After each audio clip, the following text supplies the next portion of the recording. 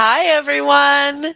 Happy Wednesday. Welcome to the weekly Curriculum and Technical Support live stream for Career Choices, mytenureplan.com, and Get Focused, Stay Focused.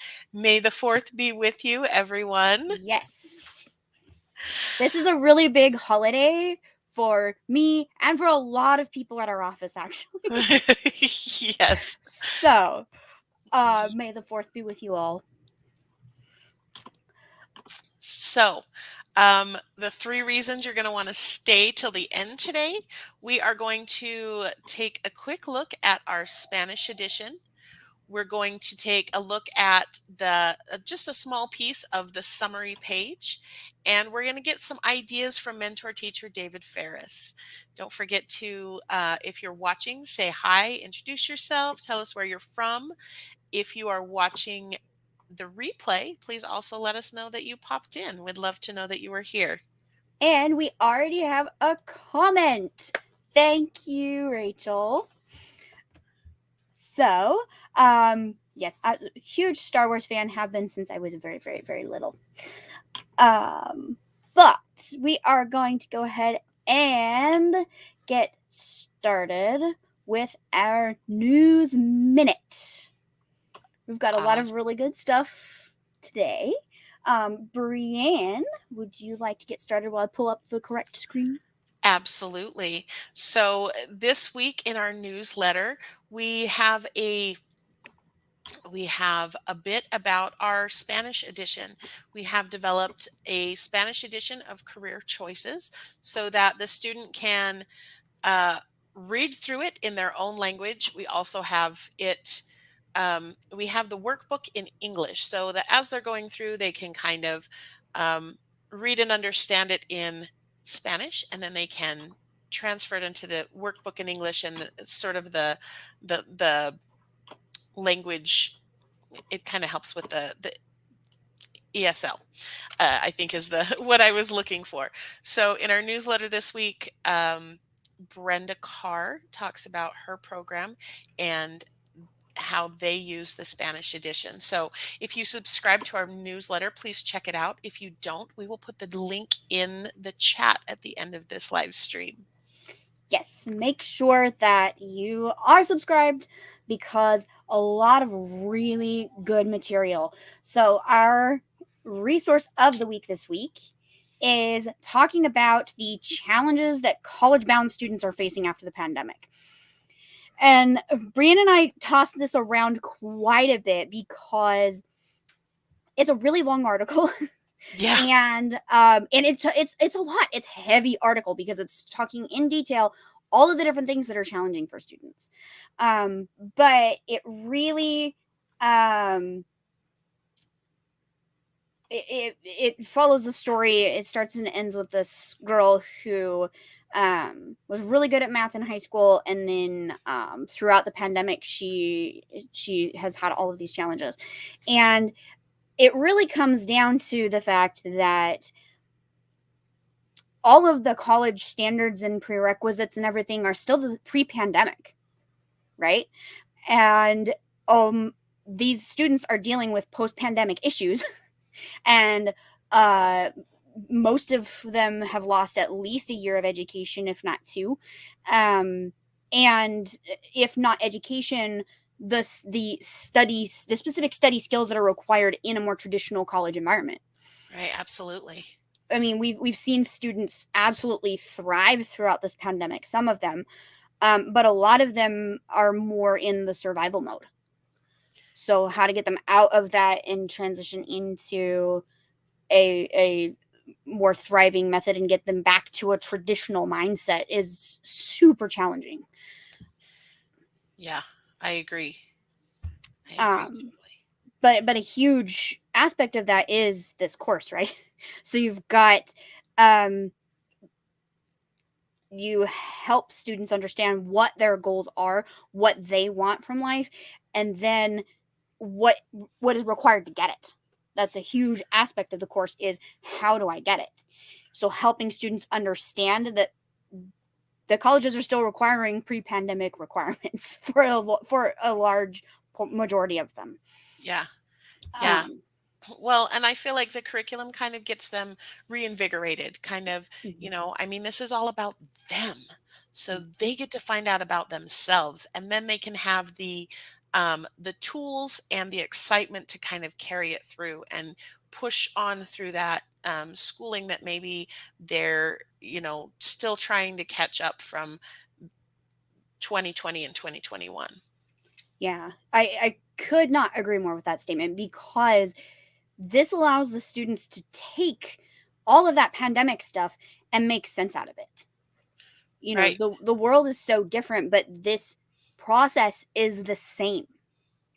It right. looks different now because the answers are different, but the process isn't any different.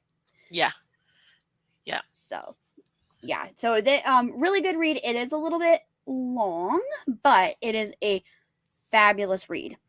Um if especially if we're looking at what students are facing these days. So that is our resource of the week. Um, and now we are going to go into our sponsor moment. And today we are being sponsored by my10yearplan.com.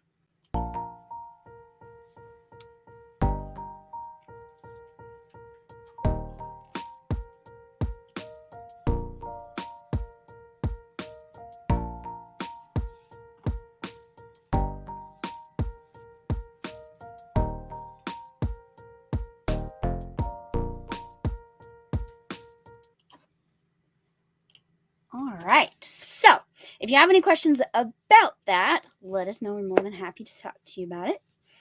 absolutely. Any of my 10 questions, give me a call. Yeah, that's her right there.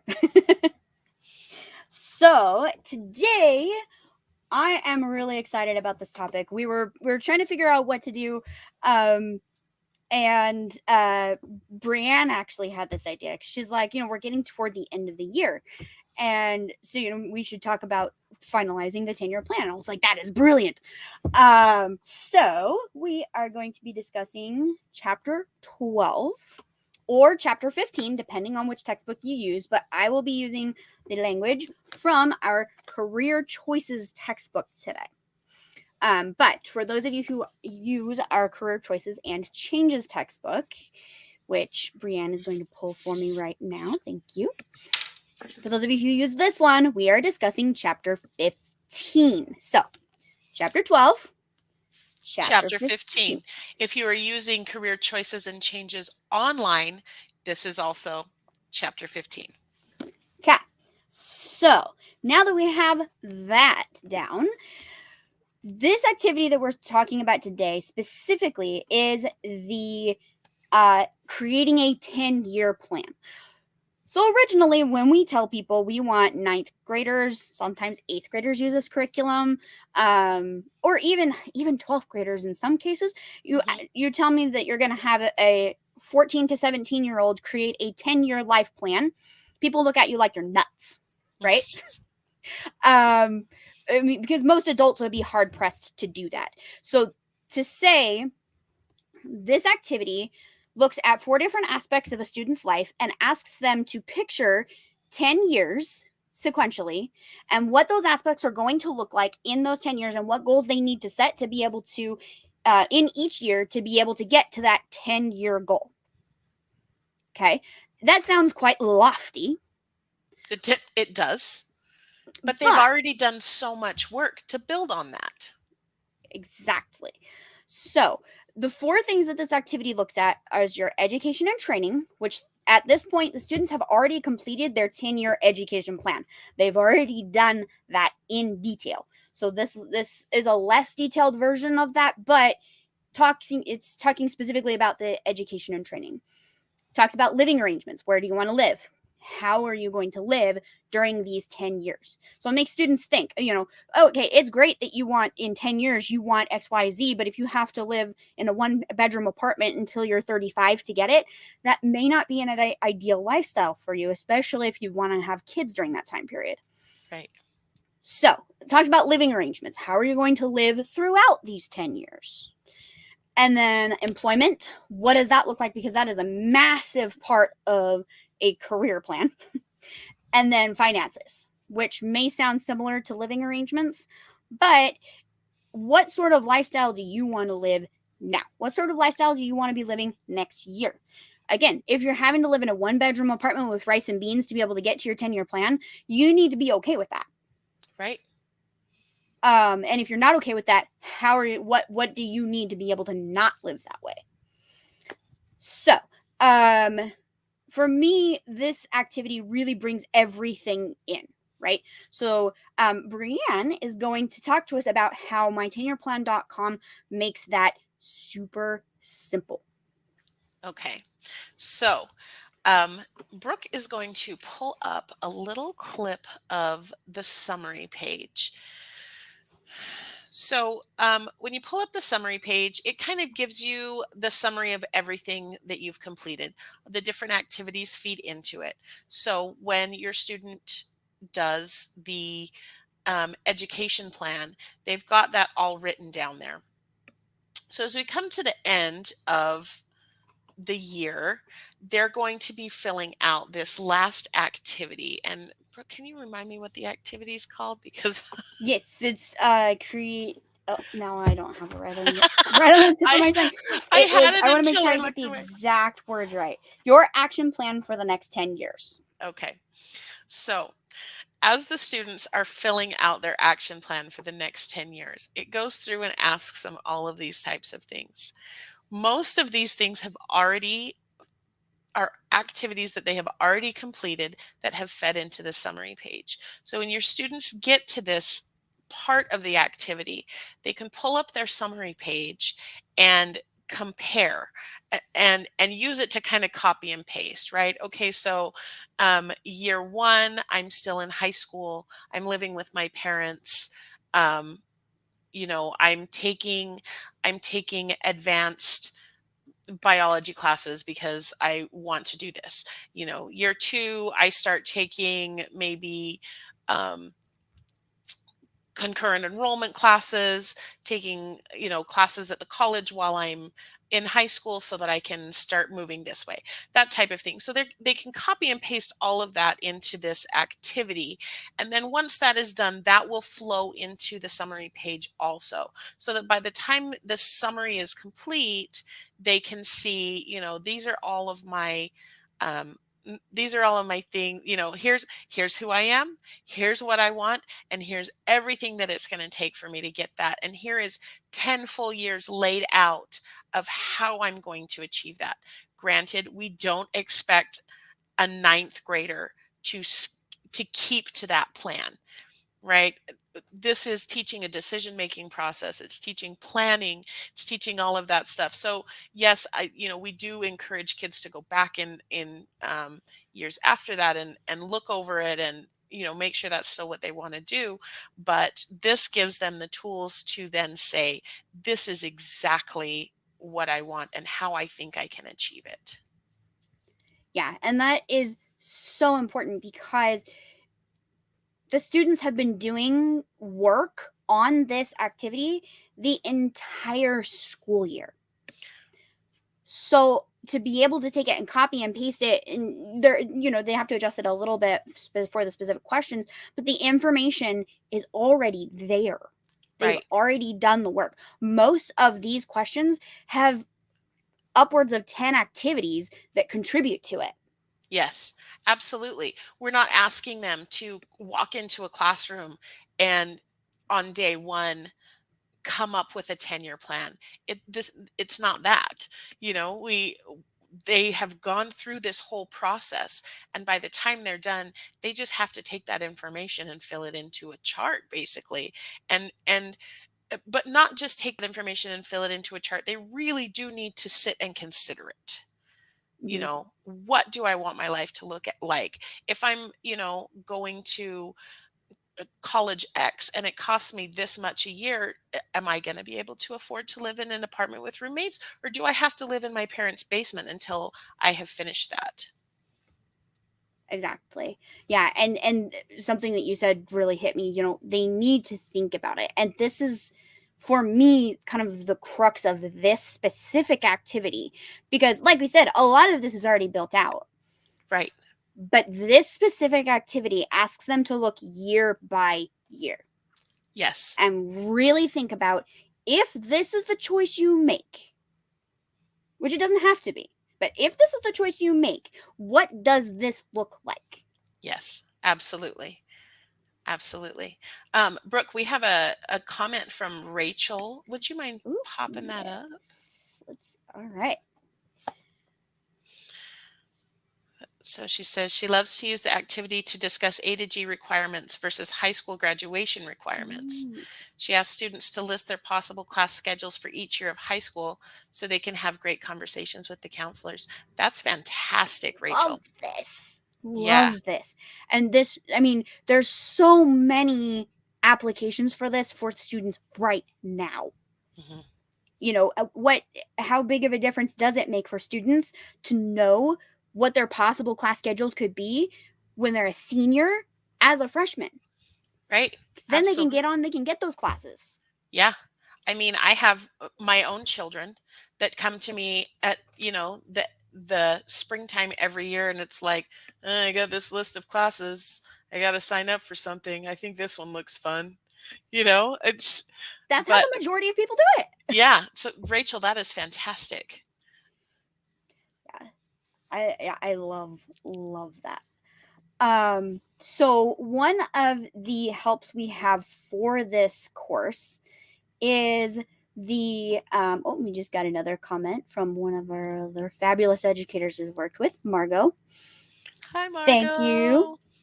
Margot. Um, so one of the helps that we have for this is our online class agendas.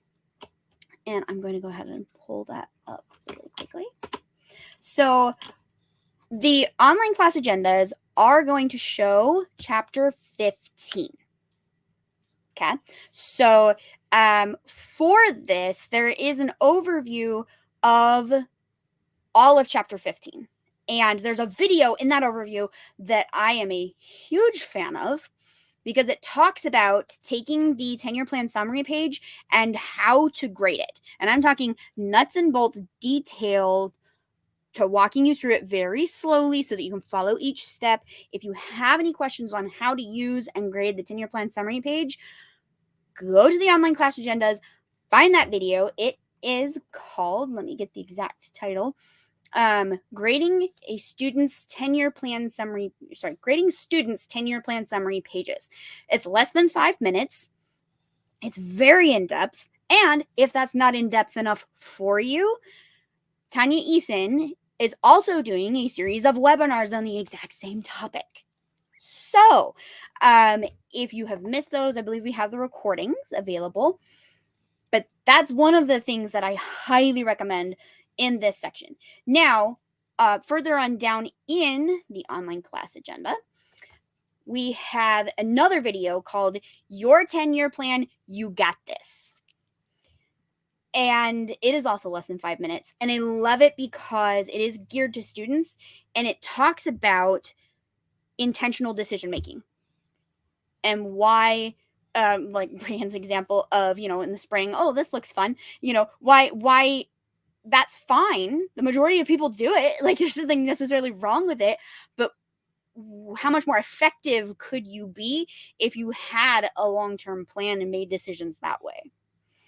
Yeah. And not only that, how much free time will your counselors have when they don't have to switch classes for so many students? Right? Imagine not having a beginning of the year class switch around for anybody except for like 10, 15 students. You know what I Yeah. mean? Yeah. That would allow teaching to start so much earlier for most people. Yeah.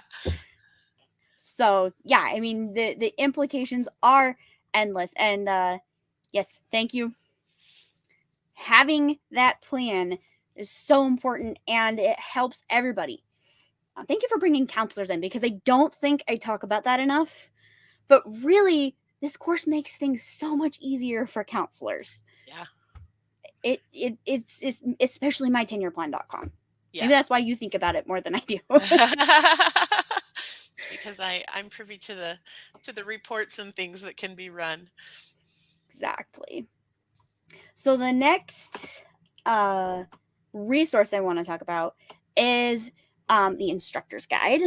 And if you don't have the 9th edition, which is huge, I don't know if you can see it's bigger than my knuckles. Anyway, the 9th edition of the instructor's guide, please make sure that you talk to us so we can help you order one, because this is chock full of a ton of super helpful things. But one of the things that it does talk about in here is a presentation suggestion that talks about using this activity specifically. Sorry, as seriously, guys, this is so heavy.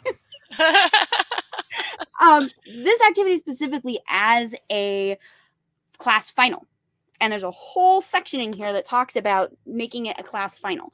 So there's a lot other in here. There's a section on the 10-year plan summary page as well, and talking about how to grade it. So if you're more the type of person who wants to read about a process instead of listening to our wonderful video, it's in here. So I'm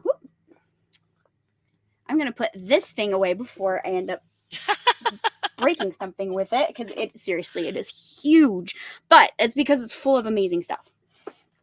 And then we are going to go with let's see. And I derailed myself by almost breaking my desk. So the next thing I really wanted to bring up with this topic is my favorite. Possibilities. Our English language anthology. So there are 2 poems that specifically talk about the 10-year planning process and the implications of having a plan or not having a plan. So if you are a poem person, strongly recommend that you read these. And the first one is called Ex-Basketball Player by John Updike.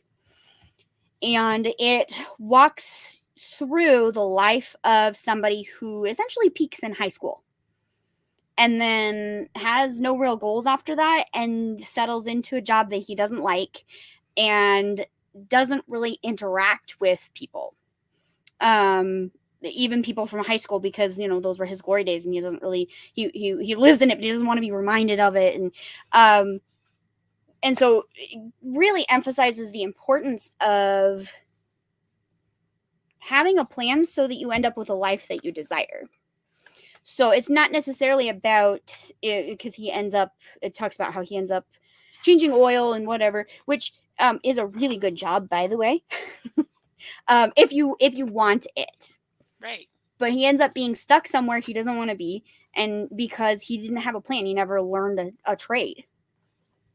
And so really emphasizing the importance of looking at what your life is going to be past high school. Then the last one is called 25th High School Reunion by Linda, I apologize, I'm going to probably not say this correctly, Pastan, which is Pastan, just in case. And it is really, really short. It's only this long. But it talks about meeting everybody again after 25 years of being out of high school and the changes that have happened. And the last 3 lines are my absolute favorite, and I don't, for copyright purposes, I don't know that I can read them, but go into possibilities and read them. If you don't have this, please let us know how we can order you a copy. Because it talks about the growth that has happened and that you have become who you were supposed to be, whether that's who you envisioned in high school or not.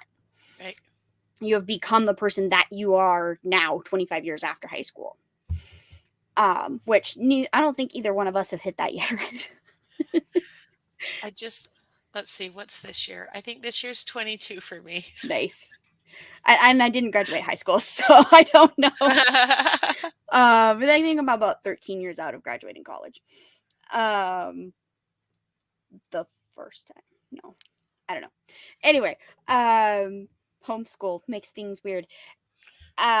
So take a look at those poems. They're really effective. They've got a lot of really good questions to have the students think about afterwards. And finally, cutting things very close here again. I knew I was going to do that again. We are going to look at the Teacher's Lounge. And one of my absolute favorites, let me get this pulled up, is our Chapter 12 activities. So again, remember, in the online class agendas, it's Chapter 15 because it refers to the online edition of mytenureplan.com and the college version of the textbook. In the Teacher's Lounge, we're specifically talking about career choices. So it is Chapter 12. And we have a lot of different options for final exams. If you have to have a quantitative way to grade students, we have final exam questions from several different mentor teachers and ways to grade those as well. But one of the things I really want to point out is all of these materials from David Ferris. I am a huge fan. Now, his school was more quantitative, and so he had to make sure that he had built out a way to be able to grade this. But he allowed the students to do it in a way that is true to the course's more quantitative qualities. There we go. And allowing the students to create projects that then he has a way to grade quantitatively. So less of like a question and answer type thing and more of how did you learn this? What did you learn through this process? So if you haven't seen that, make sure you go look at it. Also, really good final presentations and a final exam from Brian Slotnick-Nostrico as well. So tons of different options if you are new to teaching this course or if your school has changed their requirements. Don't recreate the wheel. We have a ton of fabulous options for you on the Teacher's Lounge. Yes, so many resources. So many. So now I do have to pull this up because I know she loves May the 4th as much as I do. Actually, honestly, I think Tanya is one of the people that I know who may love it more. But yes, thank you, Tanya. This made me laugh when I saw it, so I had to share it with everybody. I'm not sure how your 25th reunion has already come and gone, Tanya, if you're only 39, but exactly. And honestly, I don't know how many of you know her in person, but I would totally believe that. If she told me, yes, love Star Wars. So, this is one of the things that we bond over, I think. But, yes, so I had to share that and give a shout out to Tanya. She's amazing. She does so much work for the students. And so, and the teachers. Yes, and the teachers too. Teachers. And us and everybody else. I don't know how, like, I swear she never sleeps because she does things constantly. All right, so now we get to Q&A, and we're here before we hit 30 minutes. Yes. So, a couple of quick reminders. We have webinars coming up starting next week and the week after. We have our no, they're not final, actually. One of our final webinars for the year is our best practice highlight on program assessment on May 10th. Our tips Tuesday about the job interview. That one is going to be fabulous. That is coming up May 17th. Also, quick reminder, if you have not applied to become a medal school, please do that. If you have not seen our in-person live institutes that are coming up, please ask us about that too, because we love talking about it. So I'm going to leave everyone with this comment from Spencer. Thank you very much for summing it up today. May the 4th be with you.